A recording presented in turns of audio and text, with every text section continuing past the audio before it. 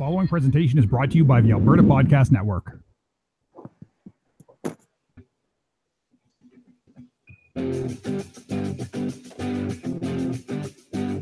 Welcome to the Northern Nerdcast, the podcast that showcases the geeky, nerdy people, groups, and events in and around the city of Edmonton. Northern Nerdcast is a proud member of the Alberta Podcast Network, powered by ATB. Visit their website at albertapodcastnetwork.com. If you like the show, we invite you to share it on all of your social media platforms and help grow our community of geeky, nerdy people, groups, and events in and around the city of Edmonton. Would you like to be a contributor to the show? For more information, visit our website at northernnerdnetwork.com. And now, here's the host of the show, Dan Chelsea. All right. Welcome, one and all, to another edition of the Nerdcast. I'm so excited to be here, and I am so excited to have the number one co-hostess joining me once again, Chelsea Thompson. Say hello. Hey, everybody. Hi, Chelsea. Hi. We also have joining us in our third rotating chair, I would say, is Christopher Webster. Say hello. Hey, everybody. How's it going? I was just saying this is, I've recorded a few podcasts in my day, and doing it live is particularly nerve-wracking.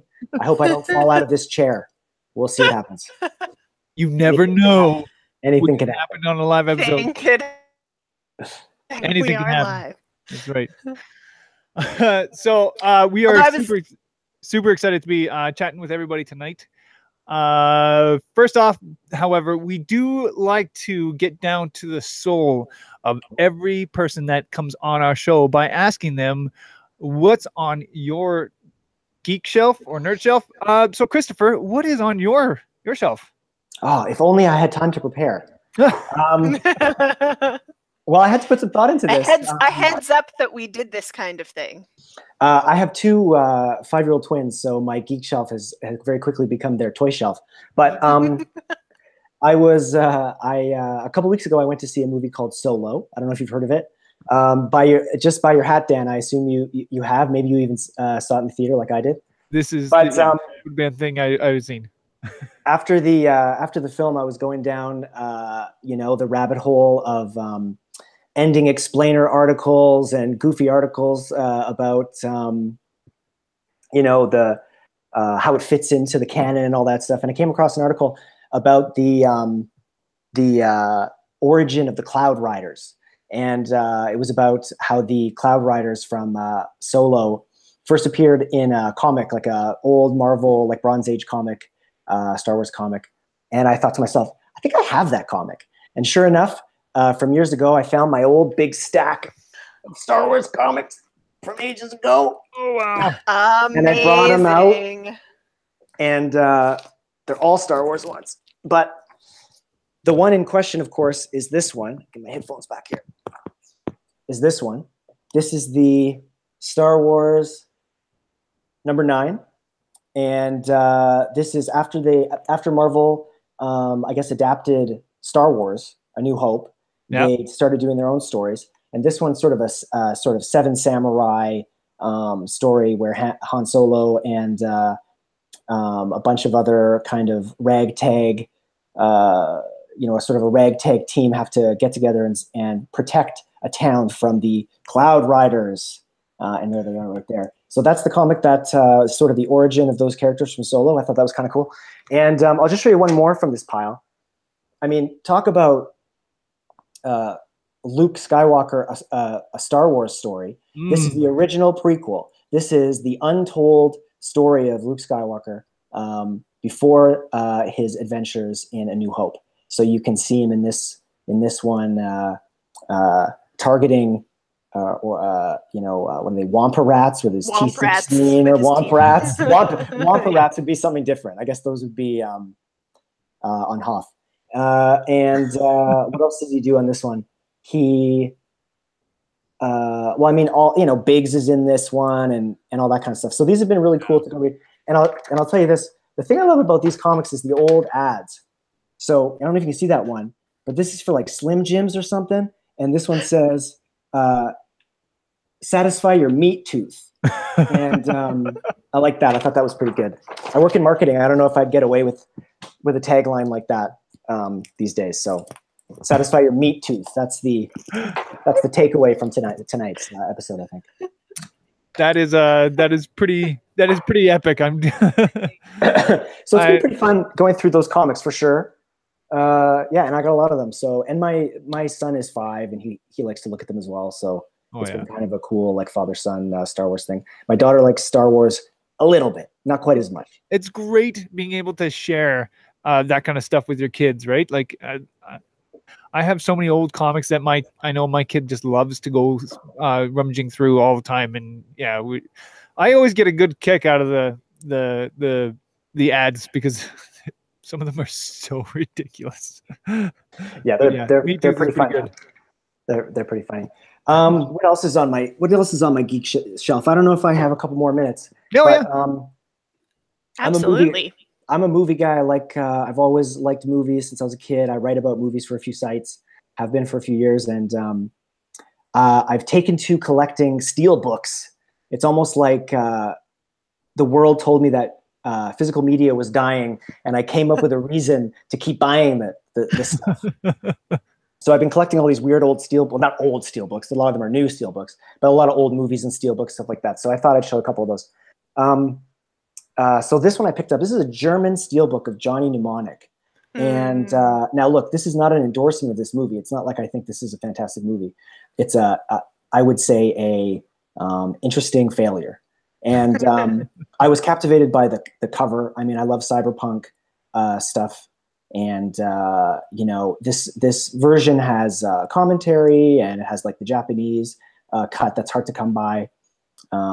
So this was sort of a must-have for me, and it's region-free. So even though it's German, you can watch it on whatever player you have. So I thought that was pretty neat. Last thing I'll show, I guess, from my geek shelf is, are you guys familiar with Mondo? At all? So Mondo, they do. No. Started out as like a print. They do like posters, like geek movie posters and stuff like that. But they have a whole line of Canadian exclusive steelbooks. And so this is one for Ex Machina that they put out. And Mondo's known for their sort of very beautiful artwork and stuff. This is really minimal, and it's hard to really see what's going on there. There's like a little figure there or something like that. And yeah, so you can kind of get the texture. It's like the texture for skin or whatever. Oh, yeah, anyway, all of a sudden I feel like, have you ever seen those channels on YouTube where it's just people talking about their movie collection every week? Here's the Blu-rays they bought this week. I feel like that. But anyway, yeah, so, I just, like I said, I cannot say goodbye to physical media. I still have to. Well, sometimes the art totally worth that you have a shelf full of beautiful pieces of art. No, totally. That's exactly right. These things for me are like art. I mean, of course, the films are art, but I also collect vinyl. I collect books. It's all kind of. I mean, it's probably a malady of some kind, but whatever. It's things of beauty. That's awesome. So Chelsea, I'm not sure if this is going to work, but you were gone. You took my wife away from me for a few days there. I did. Yes. Me specifically. Yes. Not that it was a collectively planned trip at all. I objected and absconded with your wife. I was just like, I feel like taking left me on my own. Yes. No, your lovely wife, who, loyal watchers and listeners of the show will know, we have been friends for years, since high school. We met in grade 10 math class. And 2 other good friends of ours from high school planned a girls' trip down to Las Vegas. So we were gone for 4 days, 5 days. And it was super fun. So we walked up and down the strip and did a whole bunch of exploring, and I rode the roller coaster on top of New York. And we went for a day trip out to the Grand Canyon and stopped at a tiny little town along Route 66, which is basically like the real life version of Radiator Springs from Cars. It was kind of amazing. And getting on our way back, getting to see the Hoover Dam all lit up at nighttime, and then the Grand Canyon itself, which was as spectacular as everybody says it is. And then, of course, the crown jewel of the trip, the whole like kernel of the idea that started it, was when your lovely wife found tickets to Celine Dion on her actual birthday. So we got all gussied up and went to see Celine Dion, which was an experience. It was a life experience, that is for sure. She definitely knows how to like give a concert. She is a show woman, that's for sure. Is there like does she have a like an orchestra with her or some kind of musical accompaniment or band, or what's the setup like for her? Yeah, so she has how many? So she had 3 backup singers, a guitar player, saxophone player, a trumpet player, trombone player, a string quartet. Whoa. 2 percussionists and a piano. One of her numbers, she even had like a backup dancer. Wow. Yeah, with 1, 2, 3, 4 costume changes, or 4 or 5 costume changes. Yeah. Really? Mm-hmm. Yep. Show woman to the max. That's impressive. But you don't like. She's not like phoning it in then. Like after all these years. No, it's definitely, you can tell it's her thing. It's what she does. She loves it so much. Yeah, and just actually of the concert, like, honorable treasure. I know her music and I can sing along when they come onto the radio, because that's just kind of the type of music that she makes. It's catchy and everybody kind of knows it. But my favorite parts of the concert were actually when she like stopped to interact with the audience, and she was just so like, she was just so French Canadian. It warmed my little Canadian heart. It was awesome. Yeah. How she could talk about like everything and nothing all in the same time while wildly gesticulating and being hilarious in the most like French Canadian way possible. That's awesome. We have Aaron in our chat room, of course, and he says she never does anything less than 11. Which, if you watch is a reference to the new Deadpool. Yeah, if you watch the Deadpool trailers there with Celine Dion, that's what you get. Which she sang while we were there. It was great. I heard there was only a select few people who were like cheered for that though. All the Canadians in the audience, I have no doubt, because they're all also Ryan Reynolds fans. But I made the comment to the girls that like the Venn diagram of like nerdy comic book fans and Celine Dion fans who would get Prince, where that section where it meets the 4 of us sitting in the theater, and that was it. That's awesome. I'm gonna wait for a second, but I'll be right back. Okay. Can we do that? Is that something we can do? Okay, I'll be right back. No, just kidding. I'll stick around. I'm not going to leave you alone, Dan. Don't worry. I appreciate it. No, I think she's just jumping out just to see if she can get her internet connection a little bit better. All right. As for myself, I guess I spent a lot of time riding around on my motorcycle this week. I got a bike here. And I was able to get out quite a bit. We managed to go out to the lake this weekend, which was also very nice. What else did we do? Oh, yeah, that's pretty much it. My week has been really boring. I had no wife, so for a bunch of it, so I kind of. But you gave yourself a Father's Day treat today. Or so Facebook told me. Did you not? Well, the kids were at the movie. Oh yes, yeah. Like I said, I already talked about me going for a ride. So that was my. I just pictured like a lonely montage of Dan riding his motorcycle to sort of the top of a cliff and staring out into the open, thinking of his loneliness. Yeah. As he waits for his wife to return. You know, that is probably very similar to what I actually did.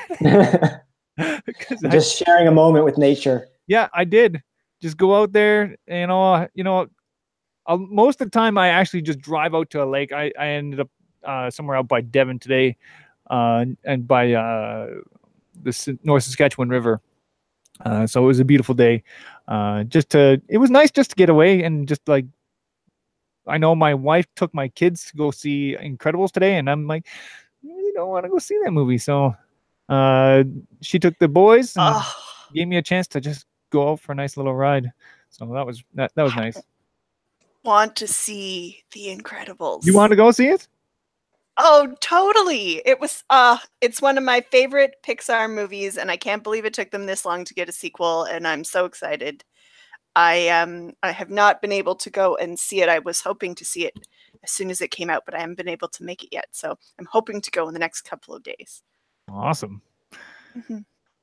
Okay, well, I think that is just about it.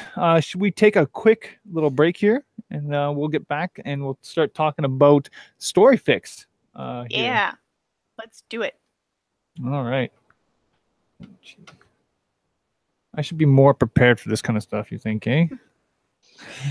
Well, you're only one guy. I mean, you're hosting, you're doing all the technical stuff, you're running the soundboard to make our beautiful, like, catchy ad music happen. I mean, I didn't know there was catchy ad music. Yeah. Oh yeah, just wait for it. All right. So this edition of the Nerdcast is brought to you by ATB. And if you guys go on over to atb.com/listens, you guys can find out how banking equals happiness. And that is right. Here at ATB, they want to hear from you, and they want to make sure that you guys have a really great experience every time. And so I know myself, like, I had to like because we deal with ATB all the time. I actually got all my cards put onto my phone now, so now I got to go out to, like, you know, all those pay pass things or the tap to pay, and I just tap my phone and that's it. Wow. It's like magic. And ATB can help you set all that kind of stuff up on your phone and all that kind of stuff. So go to the atb.com/listens and you can find out how ATB is listening to you. So go check that out.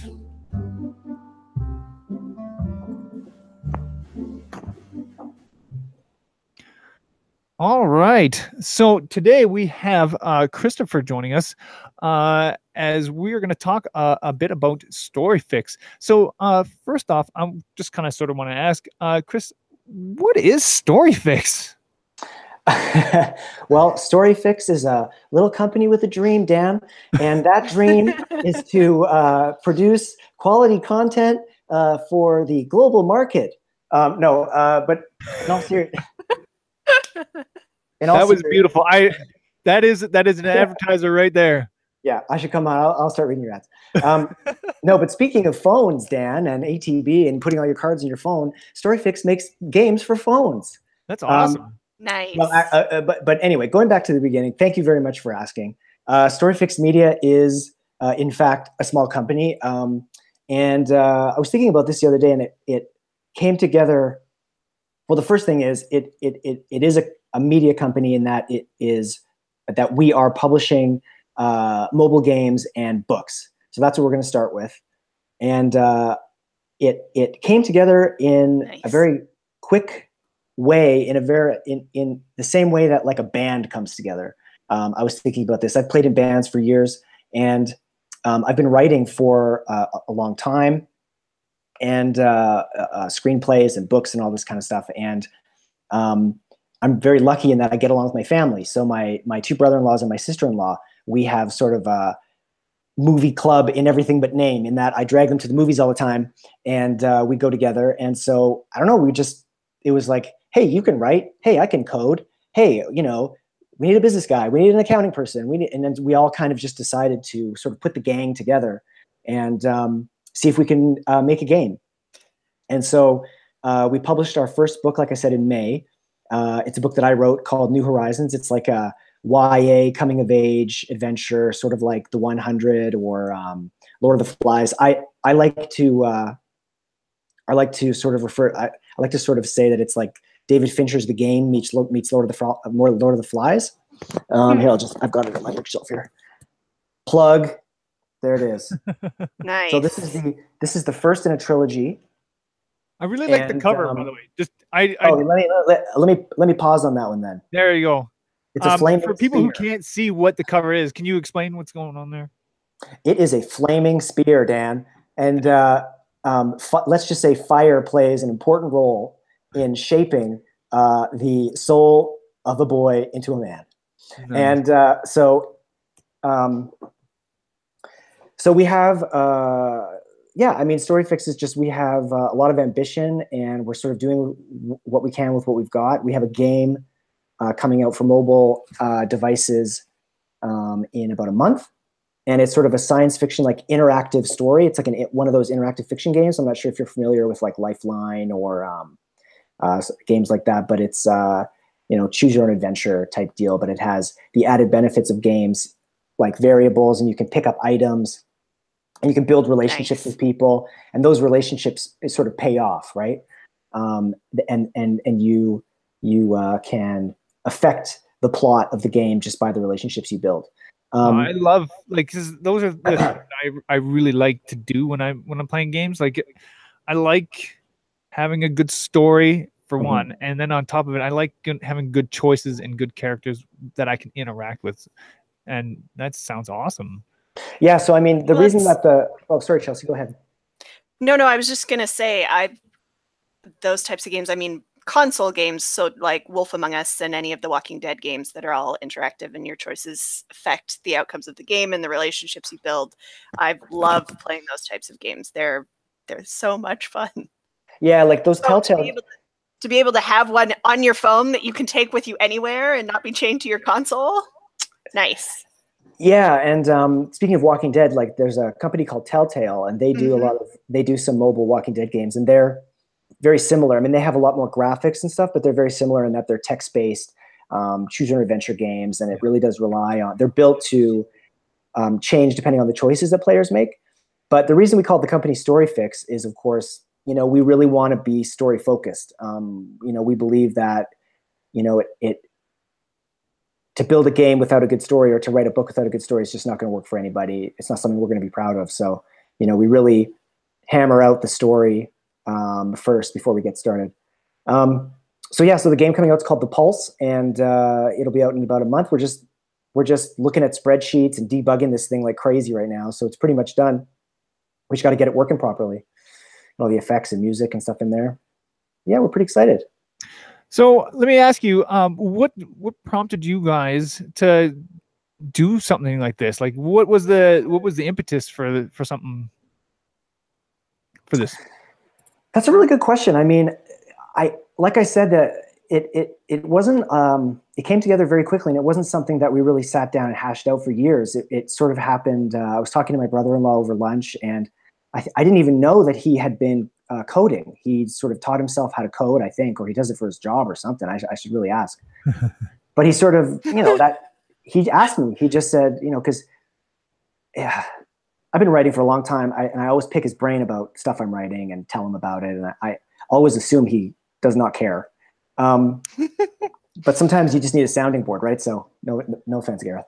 But I think he was paying attention, and he just asked me if this was something that I'd want to partner on trying to make a game, and I said yes, and then we just kind of took it a couple steps further and decided to turn it into more of a media company where we could publish across multiple platforms in multiple mediums. So like not just on games, but like let's see if we can branch out and do, like I said, books, for example, publish a trilogy and see what happens.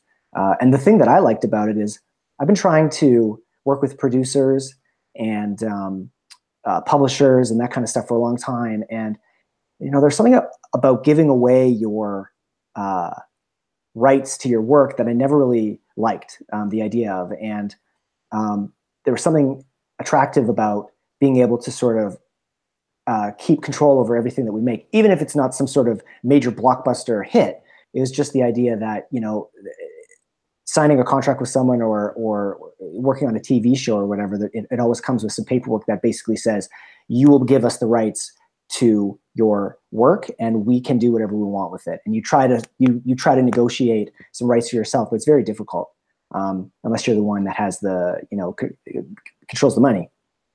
So let's do something small and own it, and it'll be something that we're proud of. And we're very proud to be in Edmonton, for example. I mean, there's a lot of people making games and stuff, but this is a community that I'd like to learn about and get to know some of the folks in it. And honestly, being on this podcast with you guys is a really important first step in that. This is not a community that I totally know a lot about in Edmonton. I've been hiding in front of a computer monitor for like too long. Well, after the show, I might be able to point you in the right direction on a few directions. Yeah, we do have you are right. We do have an awesome, Edmonton has an awesome community full of great people. And so it's always wonderful to see more and more people adding to that. I think Dan and I say often that's one of our favorite things about doing this show is just meeting this really super cool people doing awesome things right in our own backyard, right? Yeah, that is right. So you keep talking a bit about your writing. Let me just kind of go back on this one a little bit as well. What really got you fired up about writing? Like, what was that thing that made it so that you became so passionate about this? Well, like I said, I've been a movie fan for a long time, and the thing that really, I would say, got me interested in the idea of writing is, being a big Star Wars fan, those behind the scenes Star Wars features where they really got into how George Lucas wrote Star Wars and how he was inspired by Joseph Campbell's Hero with a Thousand Faces, for example. That was the first time when I was younger where I realized, I'm not the only person that's ever had this epiphany, but that someone actually writes these movies. When you're a kid and you watch movies, you just sort of think that you don't even know how they're made. It's like, it is magical. Just magic. It happened to be on screen and amazing. It sounds silly now as three adults talking about it. Like, of course we know that it's writers and directors and actors and a whole hundreds of people, but in the crew. But when you're a kid, you sort of look at it, oh, someone like just had to sit in front of a keyboard and write this thing out and dream it up. So that was the first inkling, I would say. I mean, if you really want to go back, but the real fuel, the spark that lit the dynamite, I would say, and this is kind of a weird story, but I'll tell you anyway. I've been a film blogger for a long time, but I was in a writing class a few years ago, and the teacher was going around the class and telling everyone what their strengths were. And I'm an okay writer. I mean, I'm not the best. Would never claim to be the best writer in the world, but she got to me and didn't have anything to say. And so I was struck by that, and I was convinced that I would, I left the class and I thought to myself, I'm going to write something because, I don't know, maybe that for whatever reason, it just, there's nothing like somebody telling you can't do something to make you want to prove it wrong, I guess. More. So I started writing like crazy. I wrote my first screenplay, which eventually became this first book. And, now there's a TV show coming out that I was privileged to write on. It's coming out pretty soon. It's called Dark Web. It's got a lot of big actors in it, like Gabriel Luna, who's just got cast in the new Terminator, and some actors from Buffy the Vampire Slayer and Dirk Gently's Holistic Detective Agency. So I love Dirk Gently. That was a fantastic show. Oh yeah, Douglas Adams is just one of the best. I mean, one of the absolute best. I really liked it as well. I mean, Max Landis gotten himself into some trouble, and I think some people are kind of turned off by his involvement, but I think it's a great show, and everyone's in it great. Elijah Wood is great, and he's so funny in it. Oh yeah. And the guy who plays Dirk Gently, I don't remember his name, but the British guy, he's hilarious. Great show. Yeah, I agree. So thanks for letting me ramble. You sent us some links before the show, and I looked up the show that you were writing for, and it sounds really cool. The premise sort of reminded me a lot of Black Mirror, which I can't get enough of. So something along those same lines. I'm really excited to see when it comes out. That should be awesome. Yeah, so the production is finished, and it's just I think it's in the hands of a sales agent. Of course, their job is to go around and find a distributor. Mm-hmm. So I'm fingers crossed it ends up on a streaming platform that everyone has access to. There's been some leads, but I can't really talk about that here, unfortunately. But NDAs and all that jazz. Yeah, who knows? Who knows? It could end up somewhere big. We'll see. But I mean, yeah, that was a blast to work on. Producers on this, you know, I shouldn't badmouth producers. The guys who put this together were really great to work with. Very very creative. Did you? I don't know if you ever saw this. I assume you guys both have Netflix. Yeah. But they produced a small film that Netflix bought called Circle. And it's a really kind of strange science fiction movie where it's like 50 people have to stand in a circle and they can't move out of their spot. And every 10 seconds or something, or every minute, one of them gets killed. I mean, it sounds horrible, but it's actually like a thought experiment where they have to decide which person's going to die. So it's like, it's kind of like if you were in that situation, like what criteria would you put on the person that, you know, like, is it that person's rich, so they get to live, or that person's, you know, a doctor, so they should live? You know, it's that kind of philosophical thought experiment, and it wrapped up in a science fiction movie. It's kind of a neat movie, and you can find that on Netflix. It's something else they produced before this one, but it's worth tracking down. It's called Circle. Nice. I think I saw the trailer for that, but I haven't watched it. But I will go and seek it out now. Sure. I didn't think I would recommend that tonight, but sure. Sounds good. Now, that's the thing about these live things. I don't know what I'm going to say. Anything could happen. Again. Yeah. We fly by the seat of our pants here. It's a thing that happens all the time. So that epiphany moment of realizing that somebody wrote these movies, and when you took that class, was that the first time that you'd actually like sat down and written something? Or as a kid, do you have like snippets of, you know, what's your recollection of like the first thing that you wrote? That was the first thing. And you know, I had been blogging about movies for, I would say, maybe 3 or 4 years. And it just struck me that I am spending a lot of time writing about other people's stuff. If I'm such a big movie fan, I should try to write my own movie. And, you know, as an experiment, you know, just to see if I could. That if there's anybody listening who wants to consider being a writer, I mean, that's really what it's all about. Is just, you just kind of have to sit down and write a page and then write 2 pages and, you know, just see if you can get to the end of something. That's the hardest part. And just go and do it. Yeah, it's easy to say. It's, you know, but you have to, you know, it comes with some sacrifice. You have to kind of let people know, like, I want to hang out with you tonight, but I got to do the writing. But yeah, so I think that was really it. I mean, it was just a dual thought of me kind of thinking I should really like decide if I want to do something like this, mixed with somebody in a roundabout way suggesting that you know, they weren't sure if I had it in me. So yeah, and that's all it takes. So is there something particular about science fiction or fantasy as a genre that you think lends itself well to storytelling, that sort of gives you more of a creative flexibility? Is that why you're drawn to that particular genre, or, you know? It definitely allows you to paint in broad strokes. And it allows you to play with parable and allegory, and it allows you to look at something like Joseph Campbell's, you know, Hero's Journey, for example, and map a story in a very universal way. Let's say that. So that's one part. Like that's not the hard sci-fi part. That's kind of more the fantasy part, I suppose.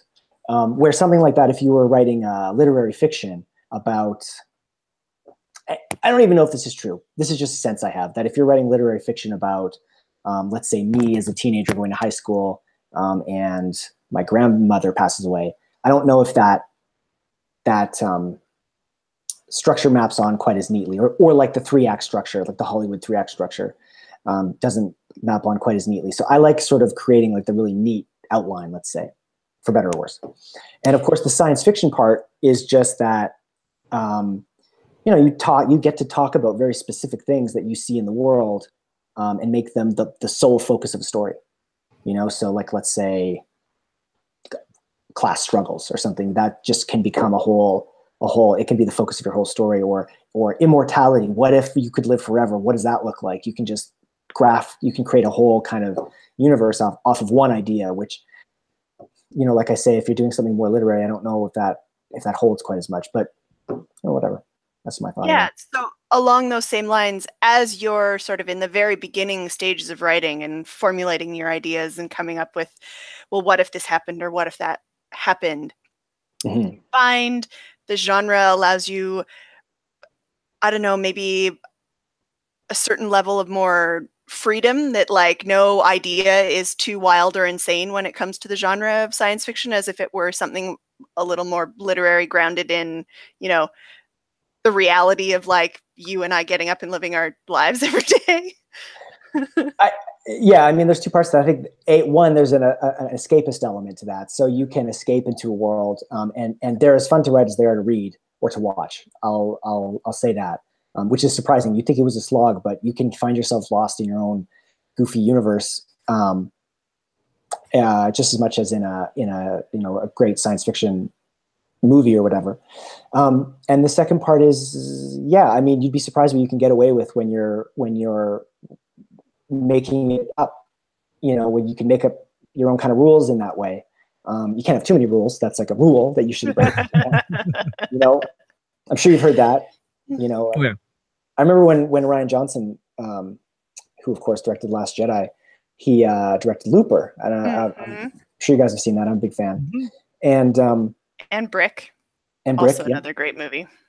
But this is totally a tangent. But in Looper, he's got time travel, but then he's also got telekinesis or whatever, where people can make things move or whatever. They have this power, and people were criticizing him like, you're not allowed to have two things. You can only have one thing. You can only have a time travel or telekinesis. You can't have both. But in science fiction, there really is no rules. I mean, if you can make it work, you can come up with whatever you want. Exactly. So yeah. You kind of touched on a little bit about like creating your own world. Let me get a little bit more into that. Like, what does it take for yourself to create some of the settings and the world building that you do for your books or for your writing? So like, how do I develop those worlds kind of thing? Like, where do you start from? Yeah. Okay, well, let me talk about my book for 2 seconds. It starts with a challenge. So the first challenge I gave myself was I wanted to write a YA novel, but I didn't want to do anything dystopian, because dystopian science fiction was really hot, like The Hunger Games and Maze Runner, and everything was dystopian right now. Everything was in the future. Everything was post-apocalyptic. Everything was dystopian. Yeah, I wanted to write something that was similar to that. But I gave myself a challenge to come up with a different kind of world, because that just seemed like it was like following a trend or something, and I wanted to challenge myself. So I came up with the environment in the book, which is a mysterious kind of brat camp enclosure that's in the woods, and created this whole sort of culture that existed inside that, where these kids have been left there. They can't escape. There's no adults. And their own kind of mini cultures have evolved, their own hierarchies, their own power structures, their own things like that. So, developing those worlds is fun, but you should give yourself a challenge. Like, it's easy to kind of build a world like Game of Thrones. You should you should challenge yourself, I would say, to come up with something a little different, or just like come at it from a different angle or something like that. I don't know if that answered your question, but it was pretty close to what I was going for. That was all good. right, good. All right. How about you there, Chelsea? You got anything else? Yeah. So going back to your game development for a little bit, and going back to, you talk about the importance of story in all of the media that you're creating, but with the game development for your sort of player interaction, as Dan and I often mention on the show, we like tabletop games and role-playing games. Is that, are those sort of game mechanics stuff that you referenced or drew from as you were creating, mechanics for your game? I had to do a lot of research into that. And my brother-in-law, if he was here, he'd be better to speak to that. He plays more games than I do. He's been I don't know if he would call himself a gamer, but he's a gamer. I mean, he knows all of these games. He sends me links every day about game mechanics and all the stuff you're talking about, because that's definitely a learning curve. It's very different than a linear, novel is just kind of page 1 to page 300 or whatever. It's linear. Movies are linear. Screenplays are linear. But games, especially the kind of games we're making, they branch and branch and branch and branch and branch, and every decision has a ripple effect. Mm-hmm. And so there is a lot of consideration that needs to be made in terms of the kind of game mechanics you're talking about. It's a bit new to me. I tried to listen to as many podcasts as I can about it.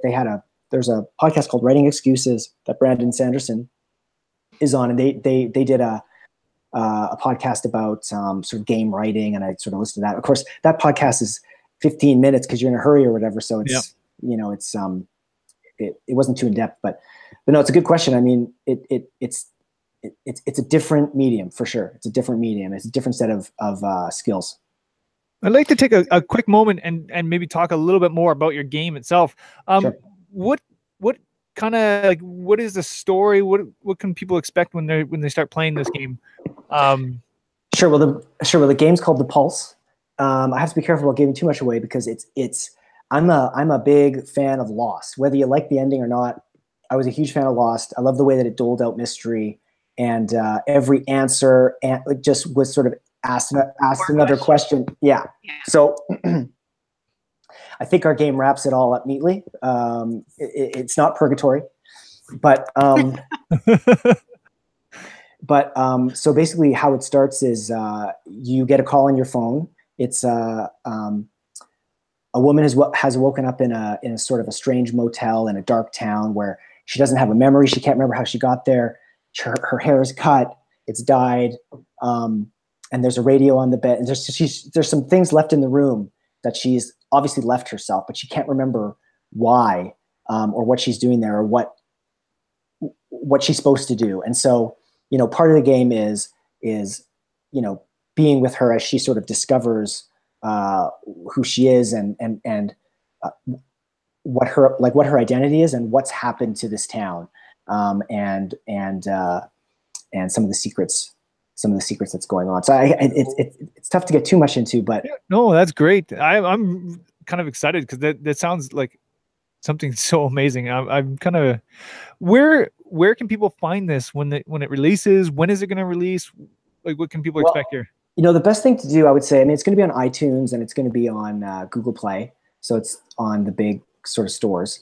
The best thing to do really is just, find StoryFix Media on Twitter at StoryFix Media. Follow us there for updates. We're working on building out a website right now for the game. So we're just polishing up the trailer and we're doing a couple things. So it's a bit early to go there. But I think if you just find us on Twitter, that's the best place for updates. Like I said, I mean, we're looking at about a month out. So yeah, I hope people check it out. I think they'll dig it. That's awesome. I'm excited. All right. So should we take another quick little break here, and we will get back and we'll talk about some of the events that are going to be happening in the city and continue on. Cool. Mm-hmm.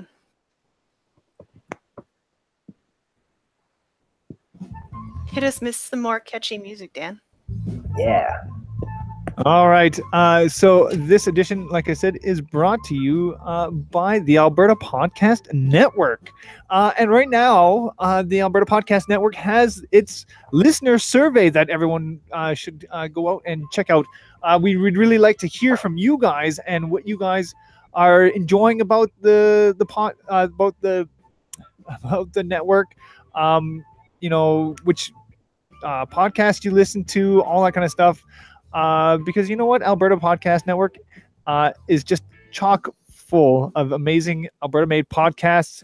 And we just love to hear from you guys a little bit more about that. So I would appreciate, or, like to encourage everybody out there in our podcasting world here, or in our listeners, to go check out albertapodcastnetwork.com/survey.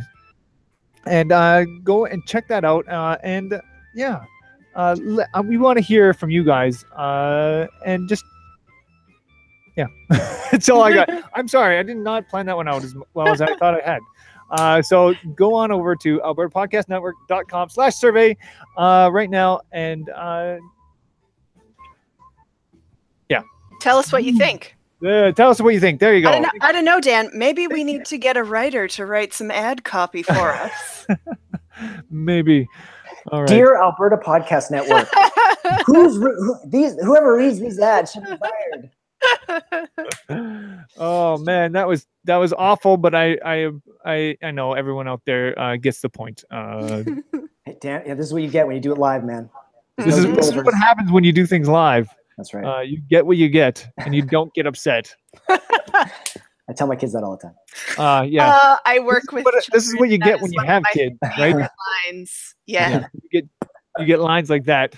All right. So first off, for our events coming up this month, we have on June 18th, we have miniature painting at the lodge. So at the Gamers Lodge. And this is tomorrow, and this is before this will air. So people who are watching the show, you guys get a little bit of extra. Go on over to the Gamers Lodge between 8 and 11:30, and they're going to be painting some minis. So that sounds like take some of your miniatures over there, Dan.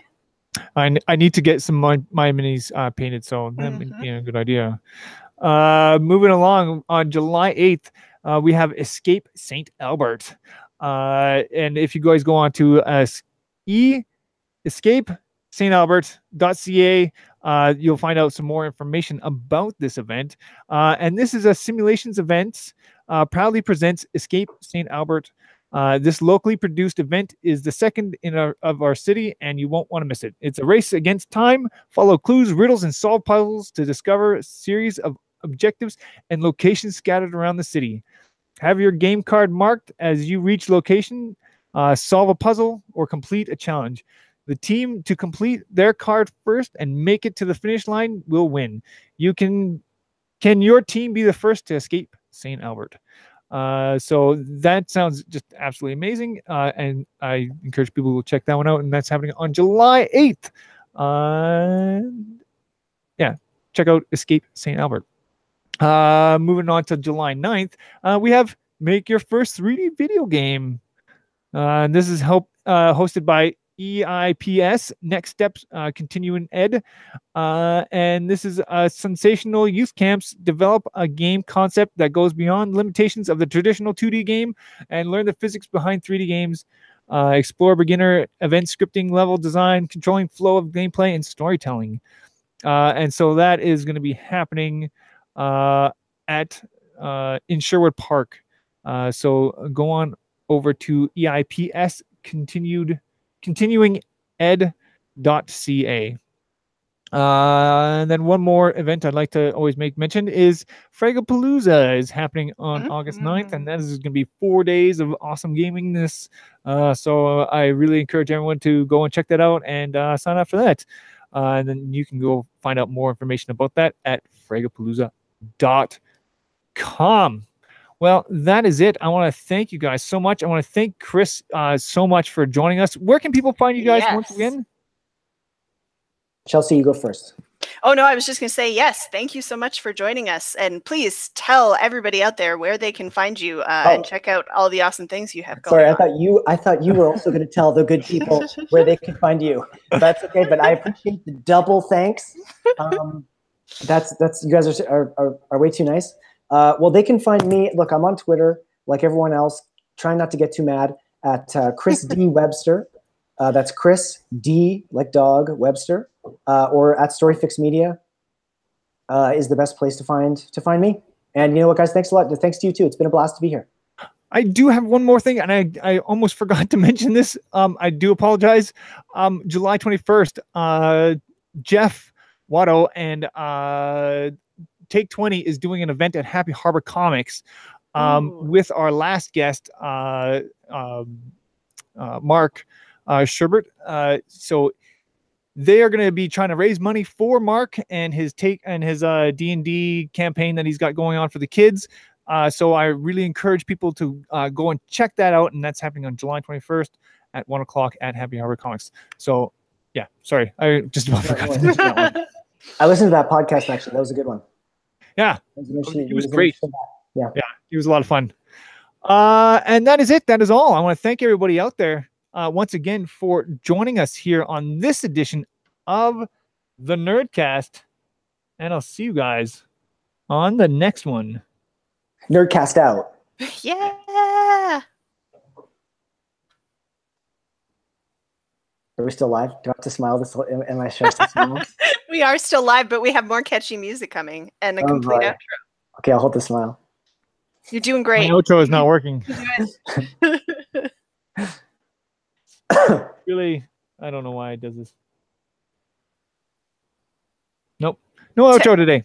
Technical difficulties. Well then, thanks everybody. Bye.